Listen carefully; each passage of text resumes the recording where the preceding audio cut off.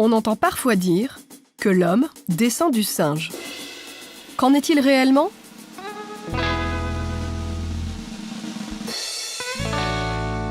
Allons voir les chiffres. Depuis plus d'un siècle, un peu partout dans le monde, les fouilles archéologiques ont mis au jour des ossements de diverses espèces de primates, dont ceux d'hominidés. On parvient à les dater avec une précision de plus en plus grande. En 1923, en Birmanie, on découvre un fragment de mâchoire inférieure portant 3 dents d'un anthropoïde primitif de 40 millions d'années. On le baptise Amphipithecus mogonjensis. En 1948, sur l'île de Rusinga dans le lac Victoria, en Afrique de l'Est, une moitié de crâne, des mâchoires et des dents, datées de 20 millions d'années, marque la découverte de l'un des plus anciens singes sans queue que l'on connaisse, le Proconsul africanus.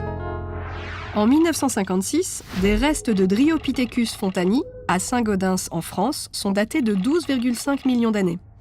En 1974, sur le site de Hadar en Éthiopie, le squelette presque complet d'une australopithèque de 3,2 millions d'années devient célèbre sous le nom de Lucie.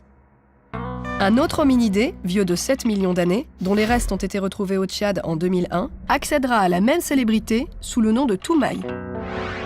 En 2017, des fossiles d'Homo sapiens, exhumés sur le site de Djebel Iroud au Maroc, sont datés de moins 300 000 ans.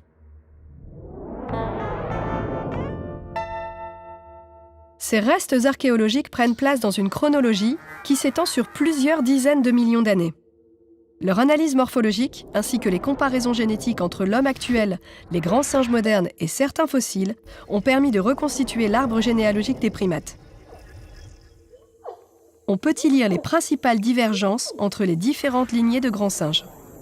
Celle menant au gibbon actuel il y a 20 millions d'années, celle menant aux orang-outans il y a 16 millions d'années, ou encore celle menant aux gorilles actuels il y a environ 10 millions d'années.